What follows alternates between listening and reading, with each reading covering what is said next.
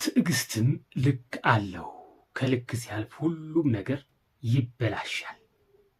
ይቺ ሀገር የምትቆመው በሁላችን ትከሻ ነው።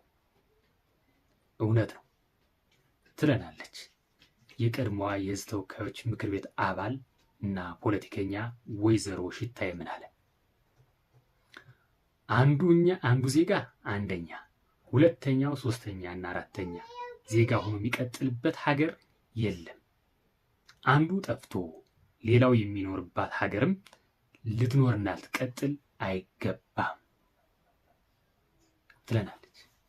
ከ1983 ዓመተ ምህረት ጀምሮ ግን እየሆነ ያለው ስርዓታዊ በሆነ መልኩ በተለይ በኦሮሚያ ክልል ማይኖሪቲ የሆነው የአማራው ህዝብ ዘርፈ ብዙ ጥቃት እየተፈጸመበት ነው። እስከ መቼ ዝም ልንለው ይገባል? እንግዲህ እንዲህ በሆነበት ሁኔታ አሁን ካለው ስርዓት ጋር አብሮ ለመስራት ይቸግረኛል። አብሬ እንድቀጥል ከተፈለገ ወይ ደግሞ ከሆነ ደግሞ በቂ የሆነ የዜጎች ጥበቃ ይደረግ። ከዛም ቀስ በቀስ ህገ መንግስቱ ማስተካከያ ይበጅለት። ህገ መንግስቱም የረቀቀው አማራን ለማጥፋት ታላሚ አድርጎ ነው ትለናለች። ለማንኛውም የወይዘሮዋን ሐሳብ ሰምተን እንመለስና ጥያቄ እናቀርባለን።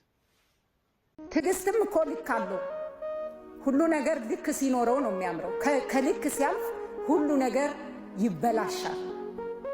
እኔ እች ሀገር የምትቆመው በሁላችን ኢትዮጵያውያን ትከሻ ነው ብዬ ነው የማምነው። አንዱ ብሔር እንዲጠቃ ሌላው አጥቂ አንዱ ተጠቂ እንዲሆን የተሰራው እኔ በአካል በተግባር በነበርሁበት አካባቢ ሁሉ ሲፈጸም የነበረ መሆኑን እኔ የአይን ምስክር ነኝ። በ83 ነው የተጀመረው። አማራን ማዕከል ያደረገ አማራን የማጥቃት እንቅስቃሴ የተጀመረው ያኔ ነው። ይሄን የተጠቀሙበት ደግሞ አማራውን በሌላው ሁለቱ በተለይ ደግሞ እኔ ኦሮሚያ አካባቢ የነበርኩበት ጊዜ ነው። ያኔ ኦሮሞ በአማራው ላይ እንዲነሳ እና እርስ በርሱ እንዲፋጅ የማድረግ አማራውን የማጥቃት በታሪክ አጋጣሚ አማራው በተለያዩ የሀገራችን ክፍሎች ተበትኖ የሚኖር ህዝብ ነው። በክልሉ ማጆሪቲ ነው፣ በሌሎቹ ክልሎች ግን ማይኖሪቲ ነው። ስለዚህ ከህገ መንግስታችን ጀምሮ ነው ማይኖሪቲዎችን የማይከላከል ህገ መንግስት ያለ። እሱን ከማሻሻል ጭምር ነው መሰራት ያለበት። ይሄን መሰረት እያደረጉ ነው እየተጠቀሙበት ያለ።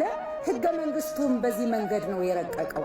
መጀመሪያ መነሻውን አማራን ማጥፋት፣ ማዳከም፣ ዘሩን ማጥፋት ስለሆነ እሳቢያቸው ማለት ነው። ስለዚህ ይሄ በስልጣን ላይ እያሉም ሲሰሩት ነው የነበረው።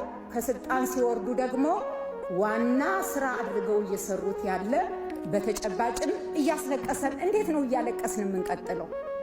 መንግስት ባለበት ሀገር፣ ሰራዊት ባለበት ሀገር የሰላም ሚኒስትር ብለን በዓለም የሌለ እኛ ሀገር ያለ የሰላም ሚኒስትር ባቋቋምንበት ሀገር እንዴት ነው የህዝባችን ሰላም ማስጠበቅ የማንችለው? አንዱ ጠፍቶ ሌላው የሚኖርባት ሀገር ልትኖር አትችልም። አንዱ ጠፍቶ ሌላው የሚኖርበት ሀገር አይኖርም። እነሱ በእኛም ትዕግስትም ቸልተኝነትም ጭምር ጉልበት እያገኙ እየመጡ እንደሆነ ነው እኔ የሚሰማኝ በራሴ። እውነት ነው፣ እውነት ብለዋል፣ እውነት ገልጸዋል። አሁን ላይ ሆነን ደግሞ እውነታው መናገር፣ ግፍን ማውገዝ ተገቢ ነው። እኔ ግን ጥያቄ አለኝ። ጥያቄን የማቀርበው ደግሞ ለእርስዎና ከእርስዎ ጋር ላሉ የሕዝብ ተወካዮች ምክር ቤት አባላትን ነው። ከ1983 ዓመተ ምህረት ጀምሮ እስካሁን ላለው የሕዝብ ተወካዮች ምክር ቤት አባላት፣ በየደረጃው ያለው የምክር ቤት አባላት፣ በክልልም በዞንም በልዩ ወረዳም በልዩ ዞንም ላለ የሕዝብ ተወካይ ምክር ቤት ከ1983 ዓመተ ምህረት ጀምሮ እስካሁን ላለው ህግ ተርጓሚ ከፌዴራል እስከ ቀበሌ ያለውን ማለት ነው። ከ1983 ዓመተ ምህረት ጀምሮ እስካሁን ላለው ህግ አስፈጻሚ ከፌዴራል እስከ ቀበሌ ያለውን ጨምሮ ማለት ነው።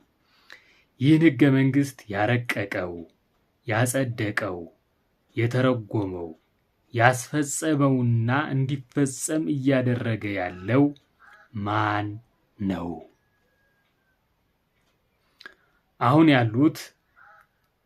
ያሉት እርሶና ከእርሶ ጋር የተቀመጠው አካል አይደለም ወይ? ስለዚህ ማን ጠያቂ ማን ተጠያቂ ይሁን? ያረቀቀው፣ ያጸደቀው፣ ያስፈጸመው፣ እያስቀጠለ ያለው ይህ አካል አይደለም ወይ ነው ትልቁ ጥያቄ። እርሶና ባልደረቦቹ ይሄን ያሉት ግፍ ሁሉ ህግ አውጥቶ ያስፈጸመ አካል ለአንድ ደቂቃም ቢሆን ወንበር ላይ ያስቆየው ነበር ወይ? ስለዚህ አሁን ላይ ያለው ነገር አባቱ ዳኛ ልጁ ቀማኛ የሚባል ዳኛው ዝንጀሮ መፋረጃው ገደል አይነት ነገር እየሆነ ያለው። ስለዚህ ጠያቂውም ተጠያቂውም አንድ አካል በሆነበት ሁኔታ ጠያቂም ተጠያቂም ይገኛል ማለት ለቀልድ ነው። ለማንኛውም ወገን መረጃን ሼር፣ ኮፒ ሊንክ ያድርጉ፣ ለወዳጅ ለወገኖ ያድርሱ። በሌላ መረጃ እስክንገናኝ ድረስ ሰላም ለሀገር፣ ሰላም ለሕዝብ።